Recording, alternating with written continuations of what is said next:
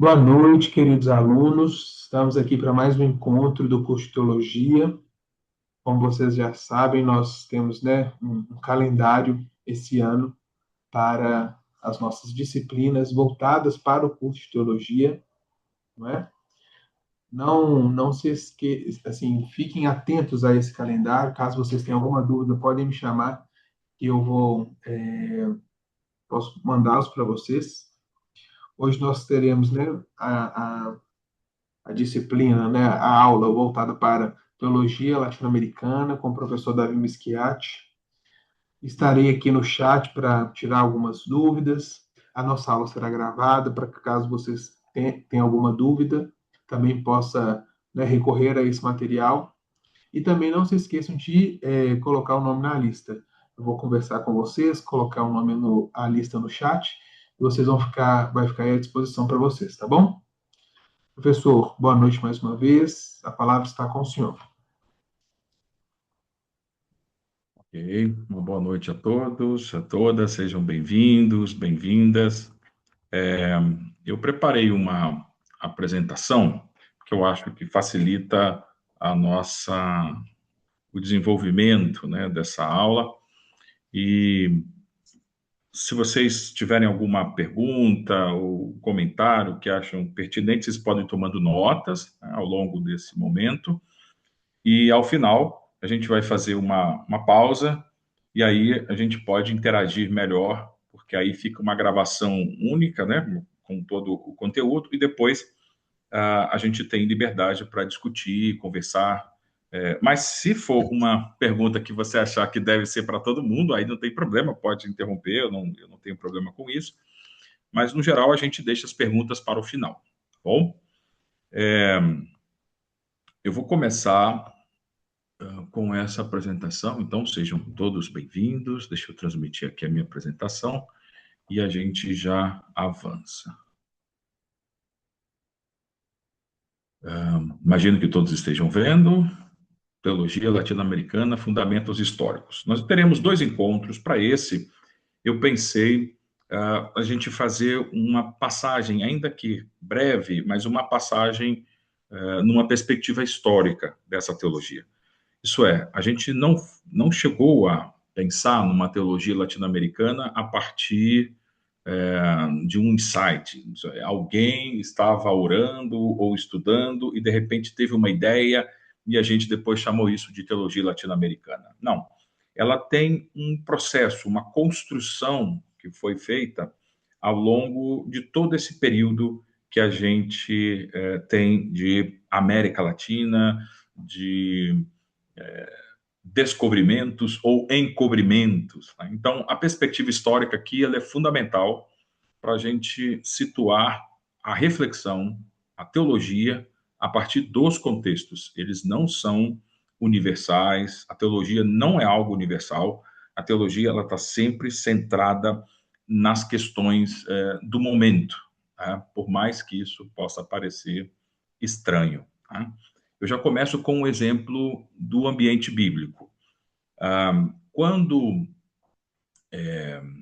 os primeiros cristãos, aqueles que eram testemunhas oculares, que viram Jesus, que acompanharam Jesus, e depois da sua morte e ressurreição, essas pessoas começaram a se congregar, começaram a partilha, começaram a viver no segmento de Jesus, essas pessoas, devido à perseguição que se estabeleceu logo na sequência, essas pessoas foram esparcidas pelo mundo, elas foram, por conta, né, da ameaça de morte, de tantas outras coisas, essas pessoas se deslocavam e às vezes perdiam propriedades. Então, eles estavam nas periferias, estavam vivendo às margens, muitos deles perdiam a vida, mas onde essas famílias chegavam, de pouco a pouco, elas iam testemunhando dessa fé. Eles iam falando em que criam, da forma que criam, o que esperavam, buscavam se conectar. Então, os primeiros cristãos, eles se escondiam em cavernas, eles se encontravam até mesmo em cemitérios, em rochas. Essas pessoas buscavam locais alternativos para reforçarem a sua fé e usavam símbolos muito rudimentares, como pães, peixes, eram símbolos que eles usavam para as pessoas saberem que ali era um local de se conectar, era um local de presença cristã.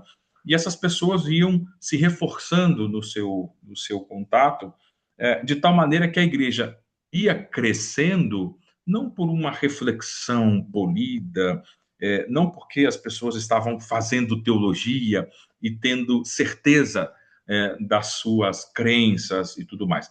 A igreja ia crescendo porque as pessoas estavam em missão, porque as pessoas estavam anunciando a sua fé, vivendo a sua fé. Mais do que anunciar, elas estavam vivendo, correndo o risco.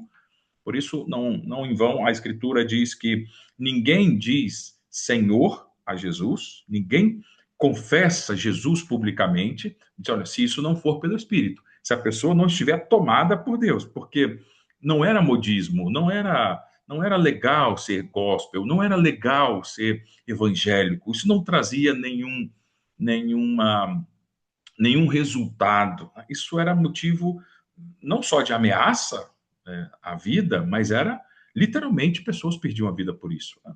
Então, confessar Jesus era uma experiência, era uma forma de vivenciar a fé de uma maneira muito intensa.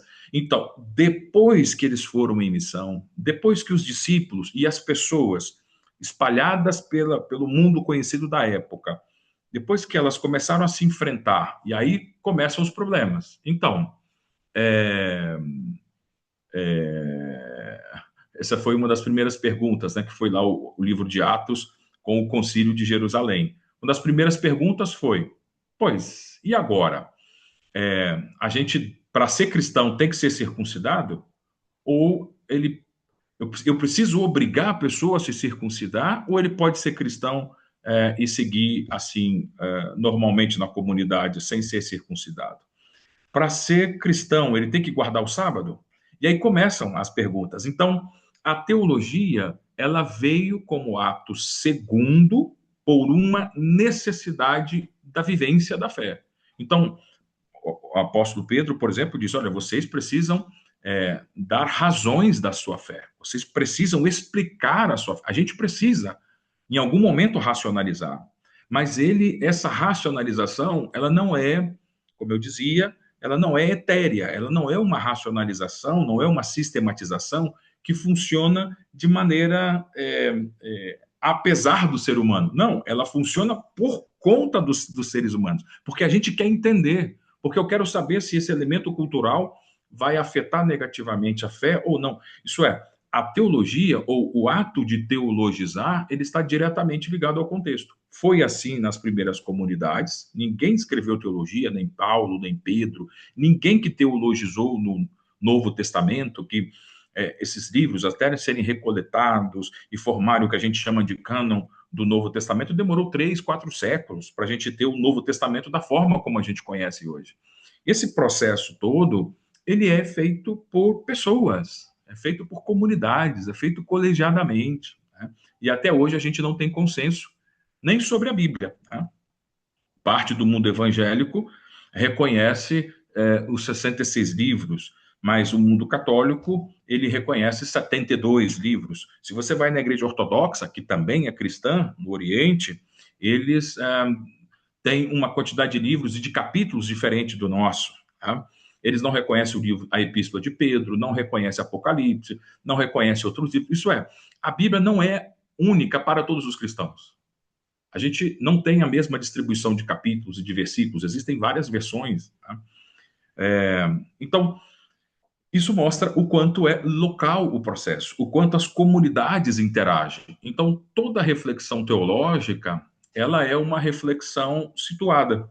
E a teologia latino-americana, quando ela se concretiza, quando ela se sistematiza, ela vai ser uma das primeiras teologias, nos últimos 500 anos, ela vai ser uma das primeiras teologias a dizer: teologia se faz, de maneira declarada, teologia se faz no contexto, é a partir do local. Então, isso que eu estou te falando agora, que parece óbvio, não era óbvio, porque, sobretudo desde as conquistas, desde a ideia de cristandade, de uma centralização de maneira ideológica que se construiu na Europa, então a Europa passou a ser o centro do mundo por questões de conquista, por questões militares, por questões de colonização de África, Ásia e América.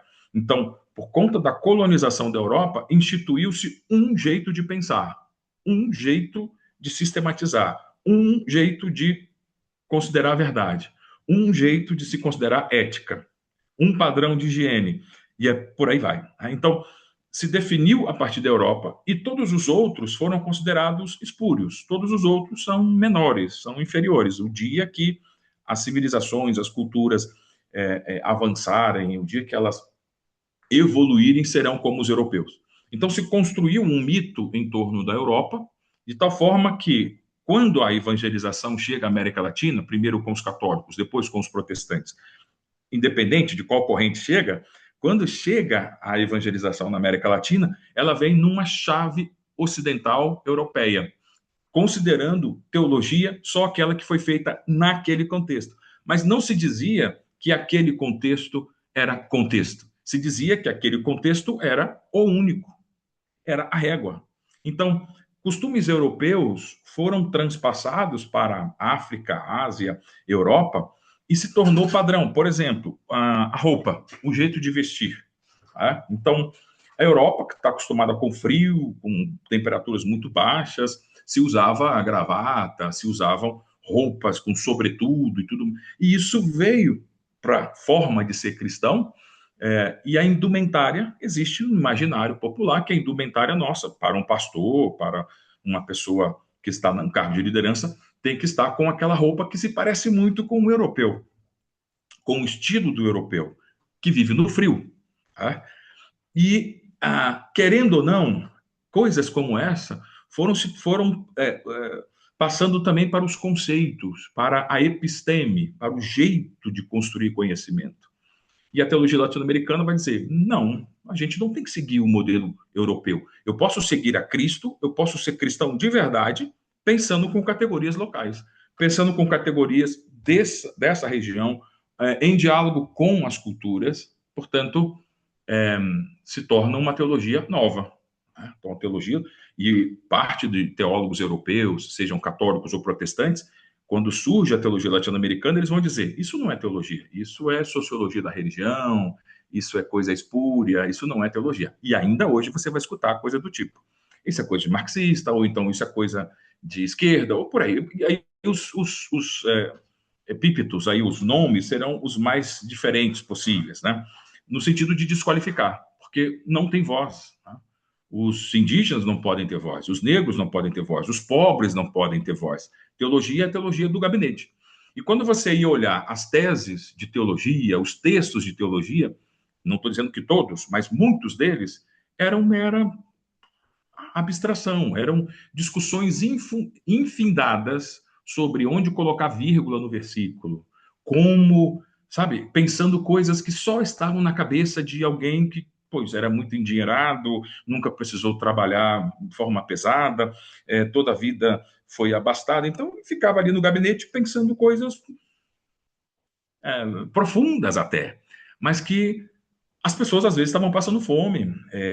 A injustiça está acontecendo dentro da congregação. Tá? Você tem o dono das terras que às vezes escravizava as pessoas, e aí o padre ou o pastor está dando a comunhão, a Santa Ceia, para os dois, para o escravizador e para o escravizado. E a gente chamando todo mundo de irmão, quer dizer, e a gente não era capaz de criticar a escravidão, a gente não era capaz de criticar o racismo. Então, criamos uma igreja que incluía, mas não discutia as estruturas, não discutia os problemas. Então, a teologia latino-americana surge e coloca na mesa também os problemas. Problemas sociais, problemas econômicos, problemas políticos, problemas de violência. Isso faz parte da teologia. É incompatível ser cristão e ser violento. É incompatível ser cristão e estar metido com corrupção. Então, traz a teologia para discutir os temas da sociedade. Não quer dizer que ela não quer dizer que é uma teologia para fora, mas é uma teologia que integra todas as áreas da vida, tá? Numa chave teológica. Então, a discussão nós não temos um modelo econômico para colocar, nós não temos um sistema econômico para oferecer, mas o que a gente tem esse sistema é injusto. Essa estrutura que está aqui está corrompida. A centralização de poder e o abuso, a violência que vem acompanhada por ela, está equivocado. Então, a partir do reino de Jesus, né, do Messias, que é um reino de justiça, disso, o seu cetro, ele é um cetro de equidade e justiça. Né? No reino de Jesus, o maior não tem os pés lavados pelos servos, é ele quem lava o pé das pessoas. Então, em Jesus você tem uma subversão. Jesus é relativamente subversivo, né? O Nazareno quebrou bancas do templo, o Nazareno foi expulso de alguns lugares, o Nazareno foi crucificado, morreu como um marginal. Né? Jesus não foi recebido pelos religiosos, independente de qual sistema religioso a gente está falando, nenhum sistema dá conta de Jesus. Né? Se bobear, nem as nossas instituições hoje dão conta dele. Né? Porque Jesus era muito subversivo. Jesus estava mais na linha dos profetas, ele não estava na linha do sacerdote. O sacerdote, ele gostava da formalidade, dos ritos, das prescrições, e Jesus chega para dizer: ouviste o que foi dito aos antigos, mas eis que eu vos digo. Jesus refaz. Jesus mostra um outro caminho, um caminho mais excelente. Então, o que faz Jesus era muito, muito revolucionário, para usar essa palavra, né? E continua sendo uma provocação para todos nós. Né? Então, eu quero começar com algumas reflexões que vocês vão perceber, de uma perspectiva histórica, desde esse momento. Assim, eu vou pegar desde do começo da nossa colonização, porque a gente está falando de teologia latino-americana, né? Não estou fazendo a história do pensamento cristão, eu apenas fiz esse recuo lá no primeiro século para dizer com que sentido estou trabalhando. Então, primeiro, quando a gente fala em América Latina, a gente tem que considerar esses 500 anos de presença de cristianismo, seja católico ou protestante. Tem que lembrar que, apesar do Brasil ter sido descoberto, entre muitas aspas, em 1500, a colonização, de fato, do Brasil só vai se incrementar nas décadas seguintes. Né? Então, 20, 522, 530, 540, é que começam a chegar os primeiros navios, começa a se tentar as primeiras construções, uma presença de Portugal aqui no Brasil. Mas em toda a América Latina, quando chegam, basicamente, os católicos, nesse primeiro momento, eles tentam instituir a Igreja Católica, portanto, o cristianismo, com uma presença de norte a sul aqui nas Américas, seja Portugal, por um lado, e Espanha, por outro. Mas, em 1555, a gente já tem reforma protestante acontecendo. Né? Tem que lembrar que na Europa está acontecendo a reforma. E, em 1555, foram enviados pastores para o Rio de Janeiro, para a Baía de Guanabara, e foi celebrado o primeiro culto protestante nas Américas em 1555. Então, nós já temos presença protestante documentada desde 1555, inclusive de pastores enviados por Calvino, né? Que envia pastores para essa região e vão eles apresentar uma série de questões. Depois essa missão se desbarata, tem problemas, né? Eles vão ser expulsos, porque se tentou criar ali no Rio de Janeiro, na Baía de Guanabara, um reino francês, um reino outro, né? E aí houve uma guerra e foram expulsos. Então, os protestantes vão voltar no século 17, 1620, 1600, foram várias tentativas, né? Dos holandeses, especialmente, que eram protestantes calvinistas. Então, a volta em 1600 e alguma coisa, tenta entrar por Vitória, no Espírito Santo, depois eles tentam entrar em outros locais, até que se estabelece no Nordeste brasileiro, Pernambuco, se estabelece por mais de 50 anos uma presença protestante no Brasil, inclusive é um país, né? Pernambuco é um país independente nesse período, país protestante, e eles montam igrejas, hospitais, universidade, faculdades, quer dizer, é um período onde o mundo protestante teve uma presença real aqui em solo brasileiro. Depois eles são expulsos, também numa famosa guerra que reuniu católicos, indígenas, literalmente, basicamente portugueses, mas também os indígenas, Felipe Camarão e outras lideranças que vão expulsar os holandeses dessa experiência que foi a presença protestante aqui. E os holandeses e os protestantes vão para onde? Vão para as Antilhas, né? Fazer o quê? Escravizar negros. Fazer o quê? Explorar cana-de-açúcar e outras coisas, né? Tem que lembrar que o Haiti é fruto direto de missões protestantes, né? Então, só para você ter uma ideia, se Portugal estava escravizando pessoas aqui e explorando a colônia para drenar o máximo de recursos possíveis para levar para a metrópole, os países protestantes estão fazendo exatamente a mesma coisa, né? Não são nem melhores nem piores, são exatamente o mesmo modelo de colonização e a mesma violência em relação aos povos locais. Então, havia grandes civilizações e outras nem tanto, pequenas civilizações, mas só para mencionar, os astecas, os maias, os incas. Os incas estão aqui na região sul do país, da América do Sul, né, que são... a capital era em Lima, no Peru, mas também tinha Cusco, Machu Picchu estava 100 quilômetros de distância de Cusco, ali era uma espécie de cidade sagrada para os quechuas, os incas, e depois se estabeleceu, como eram dois irmãos, quando chega o período da colonização, dois irmãos, um reino fica em Lima, no Peru, em Cusco, no Peru, e o outro reino fica na Equador, né? Na cidade de Quito.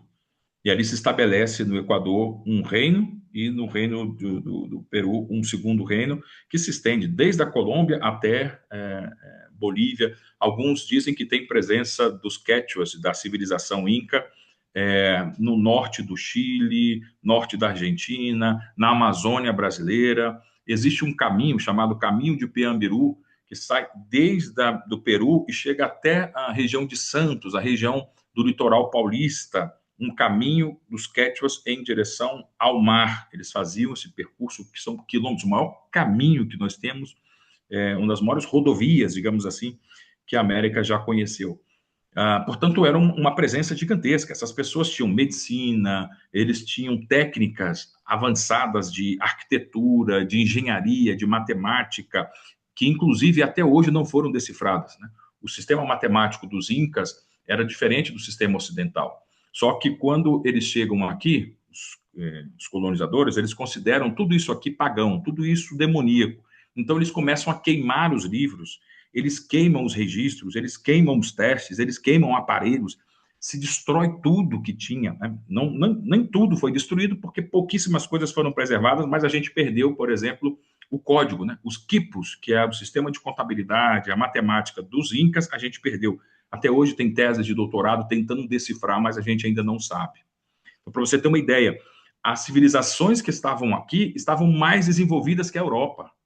A gente não pode pensar que em 1500, 1600, a Europa era essa Europa de hoje. Essa Europa de hoje, desenvolvida como tal, é fruto de toda uma exploração de América Latina e África. Eles resolveram o problema deles explorando de maneira violentíssima várias regiões do planeta, né? Sem contar com a escravidão, processos desumanos que foram estabelecidos. Portanto, boa parte dessa riqueza e abundância que tem nessas regiões foi adquirida e acumulada de maneira injusta, inclusive.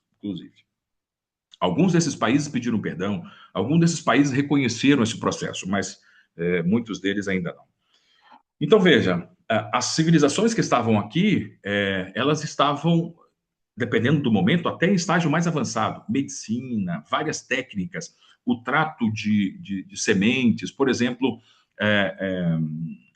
os Andes, eles são considerados o maior banco genético de leguminosas do planeta. Ali se tem, até hoje, um trato, um manejo com batatas, milho e uma série de outros vegetais que foram domesticados, trabalhados com processos milenares que eles têm de conservação. Lembra? Não tinha geladeira, eles não tinham energia elétrica e tal, mas eles conseguiam manter esses produtos por 1 ano, 2 anos sem estragar. Desenvolveram várias técnicas, vários processos que eram muito avançados para a época e continua sendo uma tecnologia usada em vários locais até hoje. Grandes pirâmides, grandes construções, arquitetura, engenharia. Então, o que nós tínhamos aqui não era, digamos assim, não eram selvagens, não eram pessoas preguiçosas, não eram pessoas que estavam... e essas pessoas tinham crenças, essas pessoas tinham fé, essas pessoas tinham suas explicações, tinham seus cultos. No primeiro momento, todo mundo diz, isso é do diabo, isso não pode, né? E se esquecem que Deus não é refém das igrejas. Deus não é refém dos cristãos. Se os cristãos não querem ir, se os cristãos não anunciam, Deus encontra os seus meios, que a gente não sabe exatamente como, mas Deus tem os seus meios de se conectar com as pessoas, tá? E se você quiser mais alguns detalhes sobre isso, a gente pode conversar depois, mas se você pegar, por exemplo, o livro de Apocalipse, fala, e estavam diante do trono de Deus, diante do trono, não era no inferno, diante do trono, lá no céu, com Deus.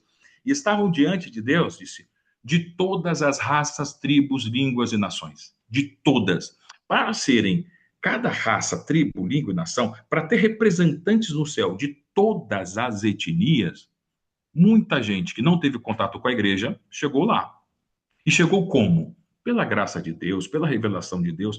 Não sou eu que vou te explicar isso para você agora, mas se a gente estivesse no curso de missiologia, talvez poderia dar alguns insights. Mas nesse momento, o que eu posso dizer em várias culturas do mundo, de alguma forma, essas pessoas se conectaram com Deus.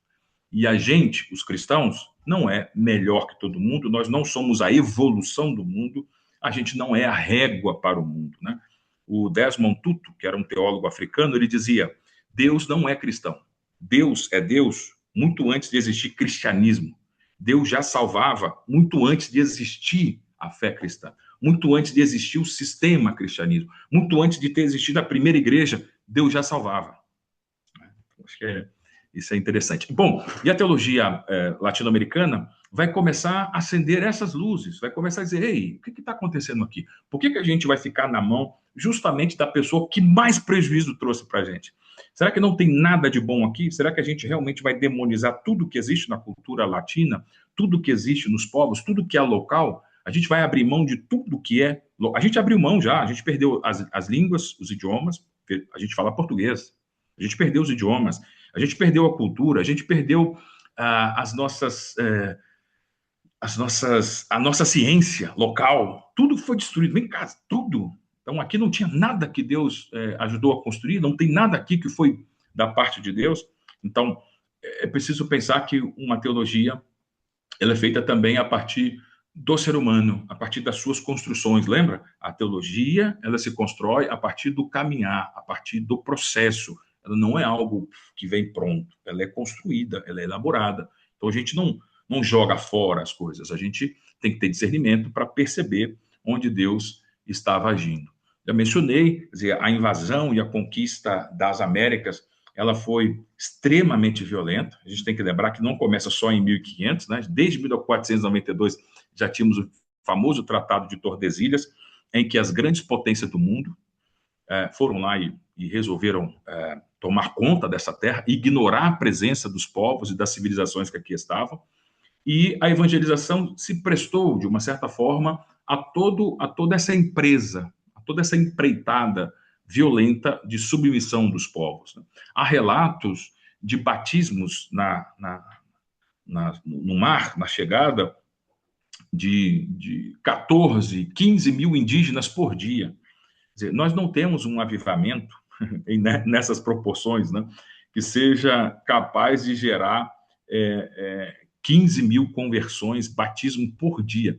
Então, isso era o quê? Era um processo violento, era um processo em que colocava as pessoas numa fila, porque em algum momento Portugal entendeu o seguinte, olha, enquanto essas pessoas não forem batizadas, elas não são gente, elas são animais, elas são selvagens. Eram chamados de pele vermelha. Pele vermelha era uma espécie de semi-humano, é um animal. Então, se ele é um animal, não é gente, então podia escravizar. Daí os padres jesuítas e outros, vários dos missionários católicos que aqui estavam, disseram, não podemos escravizar, essas pessoas não podem. Eles estão mais perto de nós, brancos, do que os negros. O negro talvez até poderia, mas o branco, veja, eu estou sendo sarcástico aqui, tá? Mas houve um processo de identificação com os povos locais e, de alguma maneira, se proibiu depois a escravidão com povos indígenas. Mas aí disseram, mas para eles serem gente, eles têm que ser batizados. Você tem que lembrar que nesse período não tinha cartório. Tá? O cartório ele só existe, só veio a existir com a secularização. No primeiro momento, quando você nascia, quem te dava o nome? É a igreja. O seu certificado de batismo é a sua certidão de nascimento, certo? Você vai casar, a igreja te dá a certidão de casamento. Então, quando a igreja deixa de ser o órgão oficial, deixa de ser religião oficial, e isso é só no final do século XIX, início do século XX, quando a igreja deixa de ser religião oficial, é que você precisa de um cartório para poder fazer o registro civil e não mais registro religioso. Então, hoje, a gente ainda, enquanto cristão, seja católico ou evangélico, ao nascer uma criança, os católicos levam a igreja para ser batizado, os evangélicos levam a igreja para ser apresentado. Mas aquele papel, aquele documento, aquela declaração, ela não tem valor civil, ela tem valor interno para o grupo religioso. O que vale é a sua certidão de nascimento, a sua identidade, seu CPF. É isso que vai valer. Numa sociedade secularizada. Numa sociedade religiosa, como era o Brasil de 1500, 1600 em diante, aqui você só é gente, só é cidadão depois do batismo. Então as pessoas são batizadas em massa. Então não há um processo de conversão, não há discipulado, não há experiência de fé. Você simplesmente, por atacado, começa a batizar pessoas. Né? Para bem ou para mal, embora as intenções fossem boas, de considerá-los cidadãos e terem algum direito, na verdade o que aconteceu foi uma violência, né? Porque a pessoa está sendo batizada, está sendo obrigada a pertencer a uma religião que ela sequer sabe, ela nem tem idioma, compreensão para saber do que essas pessoas estão falando. Né? Então, o que significou esse processo? É,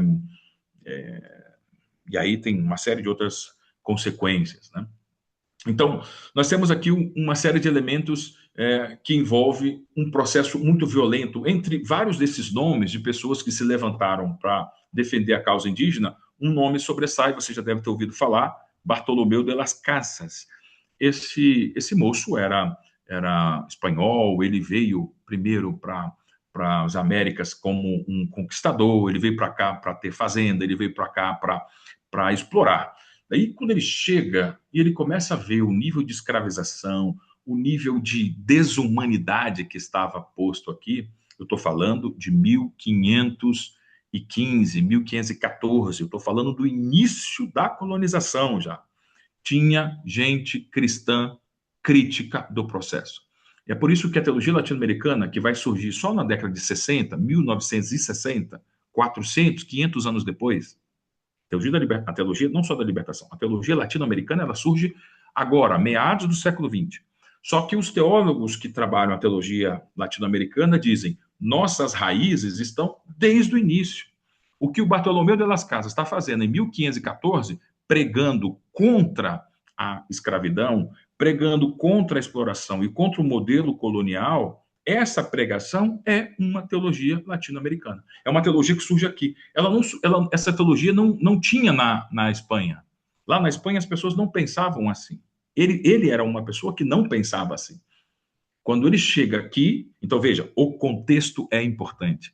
Olhos, você contemplar, é por isso que é importante a gente frequentar as periferias, estar com o povo, ter cheiro de povo, conhecer a dor das pessoas. É importante a gente estar num funeral, saber a luta das pessoas, com os enlutados, com as pessoas enfermas, com os despossuídos, né, as pessoas em necessidade. Quando você está junto, caminhando, a dor deles passa a ser a sua dor, a empatia, a caminhada conjunta, então a sua teologia muda, então o seu jeito de pensar muda, então as suas... o seu apego a determinados elementos do estatuto, do regimento, da norma, da formalização, essas coisas começam a... Você fala, meu Deus, o que a gente está fazendo aqui? Né? O que eu estou fazendo?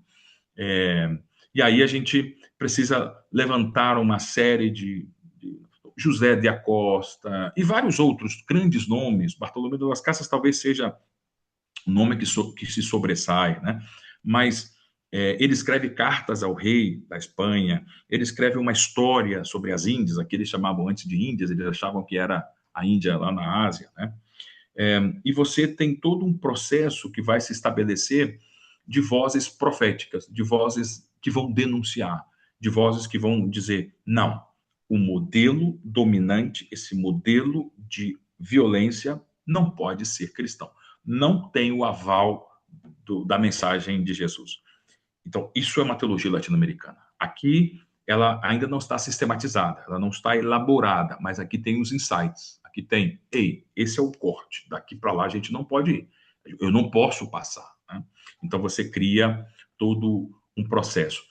Para a gente imaginar, então, esses movimentos, eu separei aqui 4 ciclos, só para a gente tentar ver, a partir da história, né, do Brasil, da história desse período. Então, desde o Tratado de Tordesilhas, 1492, até 1570, que foi aquele período inicial de tomar posse, de chegar e ter o primeiro enfrentamento com os povos locais, você tem grandes nomes, Bartolomeu de las Casas, o Montesinos, o próprio José de Acosta, outros nomes de cristãos, eles eram padres católicos, às vezes eram freios, eram de várias ordens que chegaram aqui, mas muitos os primeiros eram jesuítas, eles chegam e ao enxergar a violência e o que era o empreendimento colonizador, se levantam como voz profética. Depois nós temos um longo período, de 1570 a 1779, de mais de 200 anos, em que se consolida uma igreja institucional.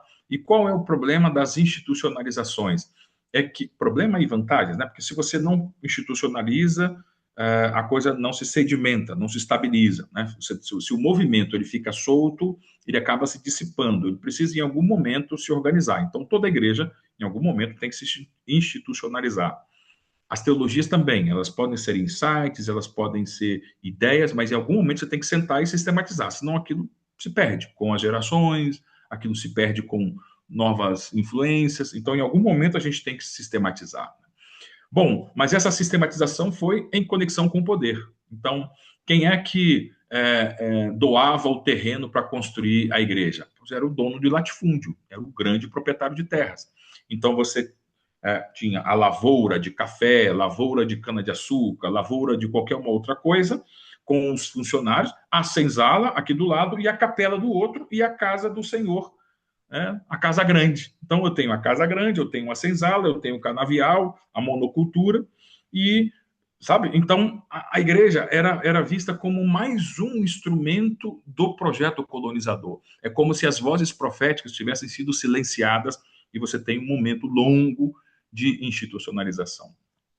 A partir de 1789, a gente começa a ver uma presença maior dos protestantes que vão chegando aqui no Brasil, o campo religioso vai se tornando mais dinâmico, chegam várias outros grupos, né? Então não só outras vertentes do cristianismo, mas outras religiões vêm e tornam o campo religioso brasileiro mais amplo, né? Religiões africanas começam a se organizar, os africanos começam a se reunir em torno daquilo que a gente convencionou chamar de candomblé, a Umbanda, que vai se formar já para o final do século XIX, início do século XX, que são também a partir das religiões africanas, o espiritismo, que chega desde a Europa, os evangélicos, as novas correntes evangélicas que chegam no final do século XIX para início do século XX. Então, nós temos aqui um grande processo de intensificação e, de pouco a pouco, a Igreja Católica foi perdendo aquele poder que ela tinha de institucionalização, de estar lá na estrutura de poder, e começou a dividir isso com um conjunto de... Então, somam-se novas vozes. Você tem vozes proféticas, não só na Igreja Católica, que continuam tendo nomes a defender condições mais humanas para as pessoas, mas você também tem agora entre os próprios evangélicos. Agora, verdade precisa ser dita, praticamente todos os missionários estadunidenses que vieram para o Brasil nesse período, eles eram escravocratas, eles eram residentes no sul dos Estados Unidos, nas colônias que tinham negros escravizados. Quando eles vêm para o Brasil foi o último país das Américas a abolir a escravidão. A escravização era legal no país até 1888, na viradinha para o século XX. Então, os Estados Unidos, depois da Guerra de Secessão, depois de todos aqueles movimentos em que o Norte saiu vencedor e se proibiu a escravidão nos Estados Unidos, várias famílias migraram para países onde se permitia escravidão e aqui continuavam com suas propriedades, canaviais e outras coisas, comprando e vendendo escravos. Então, os primeiros evangélicos, os primeiros missionários, todos eles tinham escravizados negros, certo? É verdade que algumas histórias aparecem aqui e acolá de que esses pastores ou missionários compravam escravos e depois alforriavam, não sei o que. Sempre tem uma coisa um pouco mais romântica, mas o fato era que todos tinham escravos. Tá? Então a gente nasceu como um movimento evangélico, mas não com crítica suficiente nessas questões sociais. E é por isso que a primeira orientação para os missionários, para as igrejas evangélicas e protestantes no Brasil era: não se metam com política. Se o país é a favor da escravidão, não peça para libertar. Não se mete, deixa quieto, vai viver na igreja. E aí isso passou para o DNA do mundo evangélico. Né? A gente ficou durante muito tempo pensando só na congregação. Então a nossa teologia era a teologia, o espírito na igreja, eram os dons para a igreja. Era sempre pensando numa teologia interna. A gente teve dificuldades por conta de questões socioeconômicas e históricas que condicionou a chegada dos protestantes. Lembra que os protestantes não eram permitidos no Brasil. A Igreja Católica não permitia a entrada de protestantes. O Estado brasileiro proibia a vinda de protestantes. Mas quando veio a família real, que passou a viver, né, 1808 e tal, quando a família real vem em 1812, tem pactos que liberam protestantes no Brasil para fazer comércio. Então, vem ingleses, esses ingleses eram anglicanos. Vem suecos, esses suecos eram luteranos.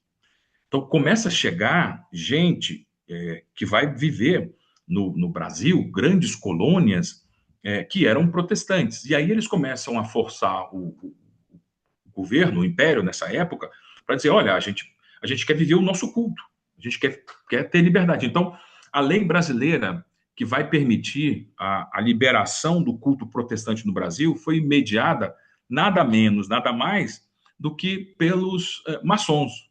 Então, os maçons que eram liberais e que tinham uma grande presença na França, na Inglaterra, que eram países com uma forte presença protestante, então os maçons, embora não fossem eles protestantes, mas eles são liberais, então eles chegam para o Estado brasileiro e negociam, eles levam os pastores, os missionários à casa do imperador, eles frequentam essas altas rodas e vão dizer para o Estado: olha, se você quer, porque o imperador veio para cá, né? O império veio para cá, abre os portos. A Inglaterra queria que abrisse os portos. A Inglaterra é protestante. Abre os portos, Brasil, não só para Portugal, abre os portos para outros países. Então, essa abertura dos portos fez com que recebêssemos mais imigrantes e essas colônias passaram a ter o direito de ter o culto interno. Então, a igreja anglicana era um culto em inglês. A igreja sueca era culto em sueco, em alemão. Os luteranos têm o seu culto em alemão. As igrejas estão focadas para o público interno. As igrejas batistas, muitas delas, culto em inglês. Os primeiros colégios batistas, americano, batista, todos eles têm aula em inglês, porque eram colégios para os filhos de missionários. Não era para o Brasil. Os colégios luteranos era aula em alemão, não era para o brasileiro, é para o imigrante. Porque a Igreja Católica impedia que o mundo protestante tivesse um diálogo maior com a sociedade brasileira. Eles eram... e quando se permitiu o templo protestante, está escrito na lei, o culto protestante, o templo, não pode ter a forma de uma igreja, não pode ter a forma de um templo. Então, os protestantes foram proibidos de ter uma torre, de ter uma cruz, de ter um sino. Então, se você vai visitar igrejas na Europa, evangélicas, inclusive pentecostais, se você vai visitar igrejas da Europa e algumas nos Estados Unidos, você vai ver na frente da igreja um sino, uma cruz, você vai ver no altar uma cruz, você vai ver ao lado uma cruz gigantesca e tal. No Brasil, nós não temos esses ícones, não por uma reflexão teológica, a gente não tem porque era proibido por lei. Os primeiros templos protestantes, eles tinham que ter o formato de casa, para serem confundidos com uma residência. Eles não podiam ter a aparência de templo. Isso é a lei brasileira, né, naquela época. Então, o mundo protestante, ele fica meio que... Ele está presente, mas, ao mesmo tempo, ele está escondido. Ele está ocultado. Né? E aí, isso, em parte, explica por que a gente teve pouca entrada na cultura brasileira. Né? Por que o mundo evangélico protestante não produziu muita coisa. Então, você vai lá no Rio de Janeiro, você tem o Corcovado, você tem lá o Cristo Redentor, você tem nas praças várias sinalizações do mundo católico, e o mundo protestante é muito tímido, mas não porque ele não apareceu, porque havia imposições legais para isso. Do final do século XIX para o início do século XX, nós já temos uma efervescência de uma abertura muito maior, vem a proclamação da República, há todo um atravessamento, e aí chegam os pentecostais, por exemplo. Né? Mesmo assim, a congregação cristã chega em 1910 e o culto é em italiano. A congregação cristã ela vem de uma igreja presbiteriana reformada na Itália, que passa pelos Estados Unidos, mas ela está em busca de italianos, de imigrantes. Então, nós temos todo um processo em que o mundo evangélico era muito reduzido, era muito diminuto, porque ele era uma igreja para migrantes. Até que o século XX em diante, você começa, de fato, a ter uma igreja que vai... mas desde 1850, 1856, já tem presbiterianos no interior de São Paulo, em outros lugares, que estão criando igreja brasileira. Tem, mas são experiências menores. A igreja vai se tornar popular do século XX em diante. E aí nós temos uma presença protestante que vai aparecer muito mais. Né? Então, isso só para mostrar, e do ponto de vista católico, eles também passaram por transformações, porque foi na década de 60, 1960, com o Concílio Vaticano II, que a igreja faz uma grande reforma, vai reconhecer os protestantes como irmãos separados. Então, há um diálogo maior com o movimento ecumênico, há uma disposição maior para uma aproximação, porque o encontro entre católicos e evangélicos era um encontro de animosidade, de muito, muito belicoso, né? As pessoas têm traumas desses encontros. Então, há um processo que se diferencia na meados do século XX, e aí é tema já para um outro momento. Mas só para dizer um pouco como que essa teologia, primeiro, tem a ver com os processos históricos, depois tem a ver com os movimentos missionários e os tipos de agentes que aqui estiveram, né? Quais foram os grupos que passaram por aqui.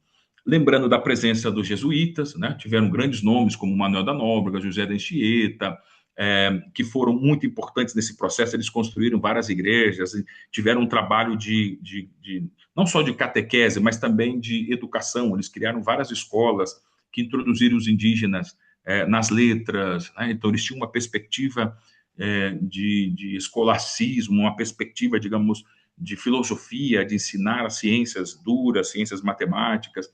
Então, de alguma forma, isso foi produzindo uma presença maior na cultura brasileira. Pensando ainda no mundo católico, nós tivemos uma conferência que ficou famosa, a Conferência de Medellín, em 1968, que é a conferência ali na sequência do Concílio Vaticano II. Né? O Concílio Vaticano II está lá na Europa, no Vaticano, os bispos, todos estão reunidos e pensando a igreja durante 4, 5 anos, esse pessoal está reunido, revisitando documentos, produzindo declarações, encíclicas, vários documentos, e depois a América Latina responde dizendo que, a partir do contexto latino-americano, a Igreja Católica ia pensar mais na perspectiva dos pobres. Então, na Conferência de Medellín, que se faz aquilo que se chama de a opção pelos pobres. Opção pelos pobres não significa que o pobre vem em primeiro lugar, não significa que o pobre será privilegiado. A opção pelos pobres significa, até agora, a gente estava lendo a teologia e a igreja desde cima, desde as elites, desde o poder, desde os governos, desde os governantes, e a gente vai inverter essa visão. A gente agora vai começar a olhar a partir daquele que está sofrendo. Então, eu não quero pensar e fazer uma teologia desde aquele que cobra um imposto. Eu quero pensar a teologia desde aquele que está pagando o imposto sem nem ter trabalho. Eu quero pensar naquele que está desempregado. Então, foi intencionalmente uma mudança de perspectiva. Por quê? Porque durante muitos séculos, a perspectiva dos dominantes, para usar essa categoria, aqueles que estavam em cima, se tornou a leitura, se tornou o jeito certo, se tornou episteme. É assim que se produz conhecimento, é assim que se produz verdade. E aí você inverte para dizer, não, eu quero fazer a partir do pequeno. E você vai dizer, isso tem tudo a ver com Jesus, né? Jesus diz, olha, aquele que não se tornar como uma criança não tem parte comigo. Se você não recebe um pequenino, não recebe. Então, eu escolhi as coisas vis, as coisas loucas, as desprezíveis. Se você olhar os evangelhos, você vai ver que essa opção pelos pobres, a opção pelos que não são, Era a base. Quando a gente mudou para a opção por cima. Quando é que a gente fez isso, né? Historicamente, você vai encontrar, né, a partir do século IV, a partir de Constantino, de Teodósio, você vai encontrar quando a gente começou, a partir de Clovis V, lá o rei dos francos, quando, no século V, né, quando que a igreja foi se mancomunando com o poder e se tornou uma estrutura poderosa. Em muitos países, a igreja tem, as igrejas, seja católica e evangélica, somadas, têm mais patrimônio que o Estado, tem mais casas, prédio, recursos do que o próprio Estado. São instituições poderosíssimas. Se você pensar o cristianismo no mundo, né, o Vaticano tem banco próprio. O Vaticano tem um país para chamar dele, né, que é o Vaticano, apesar de pequeno, mas é um país dentro da Itália, uma região, né, um país é a maneira de falar, né, porque ele tem autonomia. É, e várias igrejas, inclusive do Brasil, nós tivemos igrejas que tiveram banco, né, chegaram a criar bancos. Nós temos quase que impérios financeiros que se formaram, né? Então, é preciso a gente dar uma guinada. Não é você deixar o rico, não é você abandonar o rico, é você dizer, ei, o ponto de partida vai ser ali, lá embaixo, né? Vai ser quem está na base da pirâmide. E é por isso que a teologia da libertação, que é uma das principais correntes da teologia latino-americana, mas as teologias latino-americanas são todas aquelas teologias chamadas contextuais. São as teologias que vêm do contexto. Então, quem pensa os povos indígenas, uma teologia índia, ou teologia indígena. E aí você tem grandes nomes. Eu comecei a falar do Bartolomé de las Casas, José de Acosta, Montesinos, mas os mais recentes, Eleazar Lopes, você tem Robert Sweat, você tem vários teólogos importantes que pensam a partir dos povos indígenas. Você tem a teologia a partir dos pobres, aí os irmãos Boff, Leonardo Boff, Gutierrez Boff, Gustavo Gutierrez, né, Leonardo Boff, Gustavo Gutierrez, John Sobrino, John Luiz II, e aí você tem vários nomes de teólogos católicos e protestantes. Por exemplo, Rubem Alves foi o primeiro livro, a primeira tese de doutorado sobre teologia da libertação foi com Rubem Alves, 1969, pastor presbiteriano. Então, a teologia da libertação não é uma teologia católica. A teologia da libertação é uma teologia cristã, que inclui católicos e protestantes. Na sua origem, tem presbiterianos, católicos, metodistas, e várias outras correntes que se juntaram, tá certo? Então, teologia da libertação não é uma teologia católica. E mesmo quando ela é teologia católica para alguns, porque foi a que teve maior produção, maior quantidade de teólogos dedicados foi da Igreja Católica, ela era um terço, quando muito, 40% da Igreja Católica. Então, não confunda a Igreja Católica com teologia da libertação. Igreja Católica, ela é uma igreja conservadora, uma igreja, né, tradicional e tal, e ela tem uma capacidade de guarda-chuva muito grande. Na Igreja Católica, você tem maior número dos tradicionais, mas você tem um setor que é a teologia da libertação, você tem outro setor que é a renovação carismática, e depois ela tem mais de 60 ordens diferentes lá dentro, né? Franciscano, jesuíta, dominicano, bom, maristas, tem mais de 60 ordens religiosas e umas mais tradicionais, algumas que estão como Opus Dei lá na extrema direita. Você tem a teologia da libertação, que está um pouco mais para o espectro da esquerda. Então, assim, teologia latino-americana não é uma teologia não é uma teologia católica, também tem católicos, não é uma teologia protestante, são alguns setores do protestantismo, então ela tem a ver com um ambiente, com uma provocação, né? Rubem Alves, por exemplo, quando escreve isso em 69, o que está acontecendo no Brasil e na América Latina em 69? Estamos vivendo ditaduras militares, é o regime militar que está com uma presença forte em vários países da América Latina. Rubem Alves escreve uma teologia da libertação. Quem se sente aprisionado, quem está vivendo num período de controle, está fazendo uma teologia de libertação. Então, percebe? Tem a ver com o contexto. Essas pessoas não estão pensando do nada, elas estão pensando em resposta a um contexto. Né?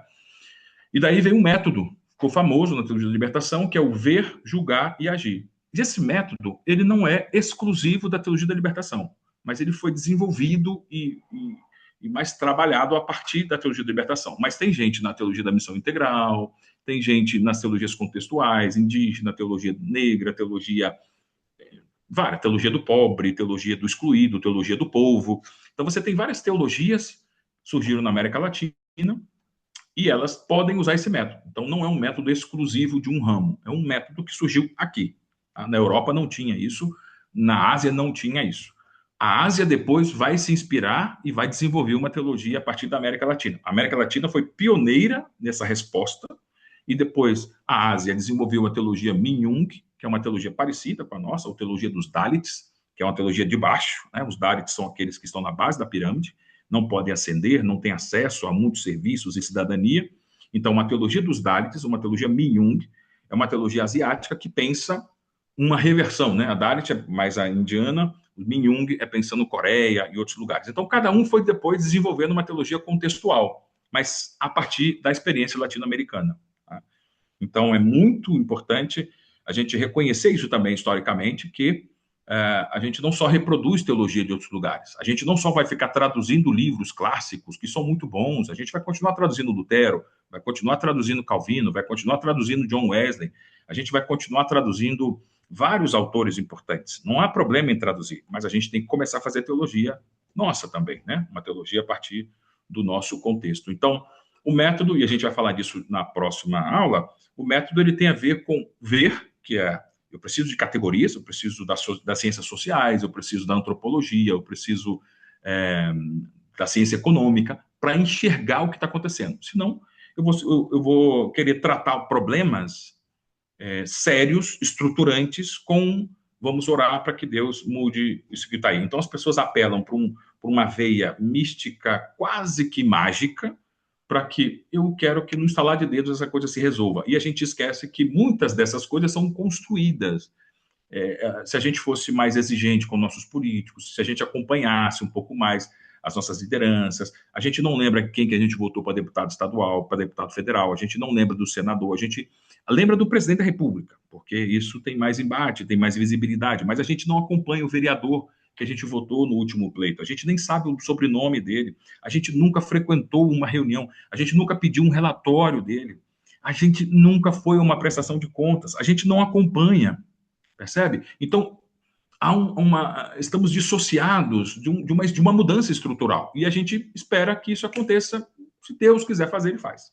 Se não fez até agora, porque não era vontade dele. Quer dizer, isso é muito cômodo, né?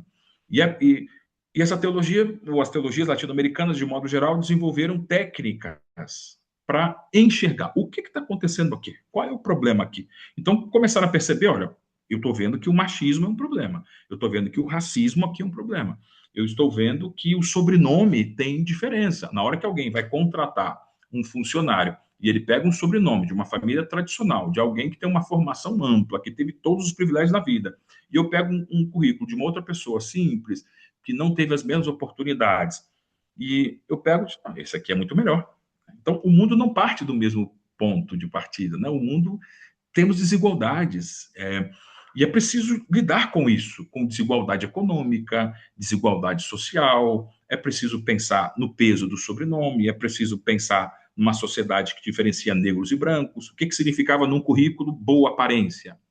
Significava o quê? Não ter cabelo ruim. O que é cabelo ruim? Cabelo de negro. O que é cabelo ruim? Cabelo ruim é negro. O que é boa aparência? Não ser negro. Então, por isso foi proibido depois a foto no currículo, porque quando o selecionador lá batia o olho, a pessoa é negra, ele só jogava na outra caixa. Acabou. Isso não é de agora, tem mais de 100 anos. Muito antes da abolição da escravatura, o negro não era considerado gente. Tá? Então, o que é uma teologia para considerar a pessoa humana, né, o valor do ser humano, e fazer uma reflexão disso a partir da teologia, não da economia, da sociologia, mas como ponto de partida, reconhecer o problema para depois teologizar. O que a Bíblia tem a dizer sobre isso? O que a Bíblia tem a dizer sobre diferenciar o estrangeiro do nacional? O que a Bíblia fala sobre o estrangeiro? O que a Bíblia ensina sobre hospitalidade? Daí eu vou para a Bíblia, que é um julgar, eu vou para a Bíblia para ler os problemas que eu encontrei na realidade. O que a Bíblia fala sobre machismo? O que a Bíblia fala sobre xenofobia, o trato com os estrangeiros? O que a Bíblia ensina sobre isso? E aí você vai fazer ação, o agir. Aí eu vou militar, aí eu vou lutar por justiça, aí a gente vai levantar a voz, a gente vai defender quem está em necessidade. Foi isso que a teologia latino-americana fez no seu momento. Né? Então, só para finalizando, bom, teria outras coisas para dizer, mas para ir fechando, o surgimento, então, da teologia latino-americana, e o seu maior expoente foi a teologia da libertação, mas a gente vai falar na próxima aula das outras teologias, teologia da missão integral, teologia do povo e outras teologias mais que se formaram a partir daí. Ela tem a ver com o contexto econômico, que era de profunda dependência das nações ricas. A gente vende laranja, nem o suco de laranja a gente vende laranja e o outro pega a laranja, faz um suco e, quer dizer, a laranja você compra muito barato. A gente não consegue vender nem o suco de laranja direito. A gente vende o leite, mas não o queijo. Estou dizendo, a gente vende a soja bruta, mas nem o óleo a gente consegue vender. Então, uma dependência direta dos outros países. A gente é um país produtor de commodities, um país que tem indústria, tem capacidade, temos engenharia, temos muito potencial, mas a força dos países que compram, que fazem comércio, impedem que a gente tenha parques industriais e tem outras coisas. Então, a dependência, uma miséria estrutural. E aí tiveram vários economistas, como Celso Furtado e outros, que estavam discutindo, né, fazendo uma teoria da substituição das importações, de uma industrialização no país. E esses teólogos vão dizer, olha, lendo essa economia, porque ele está vendo, lendo essa economia, lendo essa crítica, faz muito sentido. A gente quer um país que alcance a maioridade. A gente quer um país que não seja tão dependente. A gente quer libertação. Esse teoria de libertação começa a aparecer aqui como resultado de um contexto econômico também.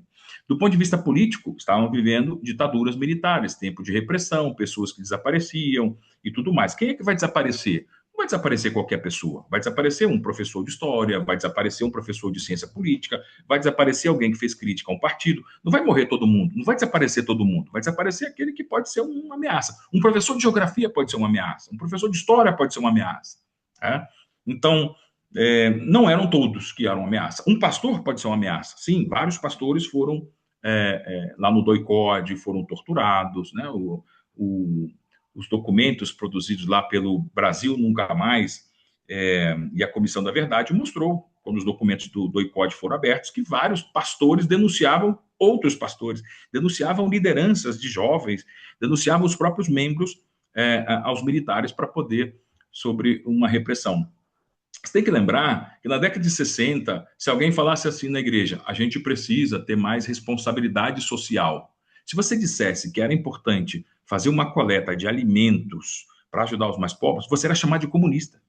E comunista, hoje, já é um pecado para a maioria dos cristãos, chamar alguém de comunista. Você imagina na década de 60, num regime militar. Você era preso, você desaparecia se você defendesse algo mínimo, como o caso de uma cesta básica para alguém. Isso é coisa de comunista. Isso, quem quiser que trabalhe, quem quiser que vá pescar. Então, você teve toda uma hegemonia de um pensamento, de uma lógica que se instaurou e se tornou pensamento literalmente hegemônico, né? Então, não cabia espaço para crítica, não cabia espaço para o contraditório, e a gente viveu o tempo de repressão.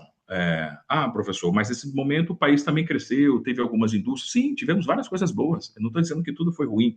Estou dizendo que do ponto de vista das ideias, do ponto de vista do controle, do ponto de vista dos costumes, a gente foi controlado, a gente foi encaminhado de uma maneira violenta. Não foi pacífica, não foi democrática, né? O regime, e não importa o nome que você dê, regime cívico-militar, regime militar, ditadura militar, não importa o nome, foi um período de controle, mais de 20 anos em que o Brasil ficou na mão dos interesses, dos gostos e da preferência de um pequeno grupo da sociedade, que ditava como todo mundo devia viver. E a gente nunca mais quer voltar a esse tempo. Apesar dos problemas da democracia, né? Com todos os problemas da democracia, a gente prefere a democracia que esse momento de imposição. Que se refletiu na teologia. Refletiu na teologia, uma teologia de controle, uma teologia de... Você tem até hoje uma gramática de ortodoxia, de controle, cuidado, isso aí está muito progressista. E aí toda essa lógica de controle ainda está presente, né? A gente saiu desde 79, começou uma transição até 1985, mais de 6, 7 anos de transição entre o regime militar para um regime democrático, e a gente não conseguiu se desvencilhar dessa gramática autoritária, né? Vários pastores se comportam de maneira autoritária, como se estivesse num quartel, dirigem a igreja com mão de ferro, se esquecem do que significa o reino de Deus e a sua justiça. Né? No contexto eclesial, do ponto de vista católico, você tem o Concílio Vaticano II, no início da década de 60, final da década de 60, a Conferência de Medellín, nós temos as SEBs, que são as comunidades eclesiais de base, que foram grupos de oração, de leitura bíblica, que depois tiveram uma participação política, associação de moradores, elegeram vereadores, criaram partidos, né? Esse povo se articulou. A própria CNBB, né, que é a Comissão Nacional dos Bispos do Brasil, também se tornou uma voz. No primeiro momento, apoiaram a ditadura, depois se tornaram críticos da ditadura. Né? Então, você tem vários grupos e setores dentro da igreja. E no mundo evangélico, como eu disse, setores protestantes, evangélicos, como parte dos presbiterianos, parte dos luteranos e vários outros grupos evangélicos tiveram uma forte atuação. Por exemplo, Assembleias de Deus.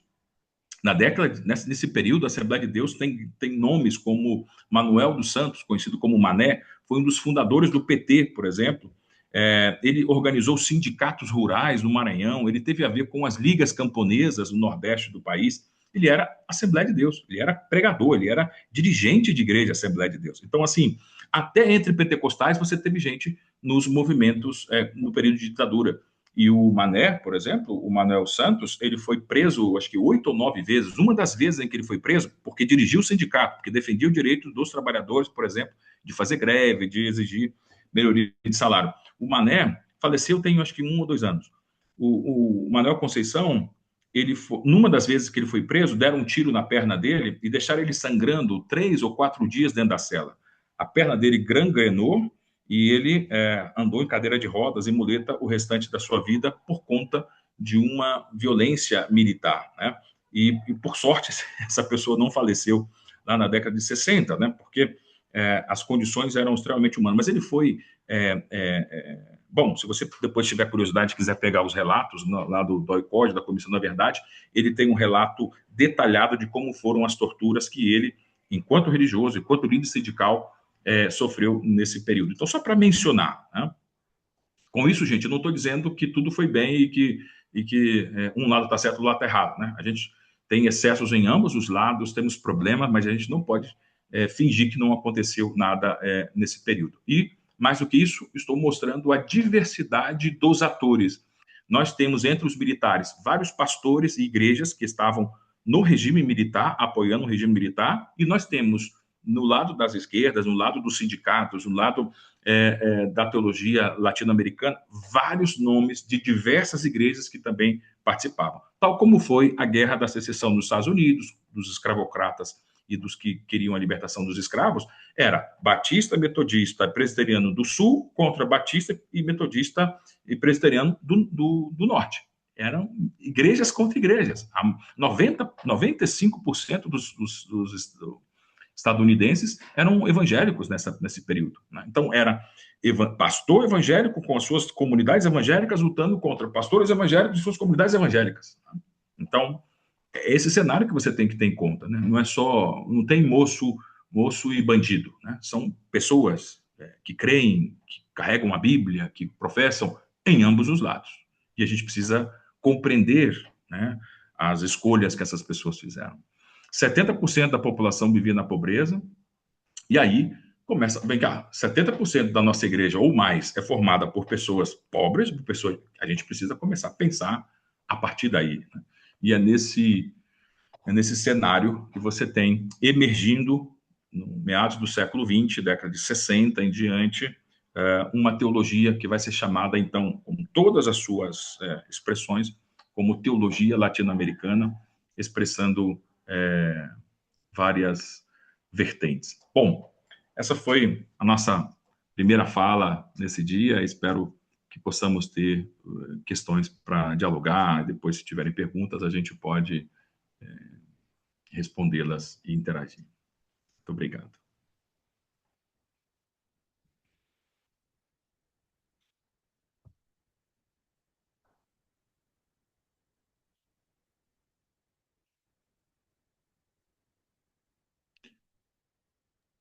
Hum,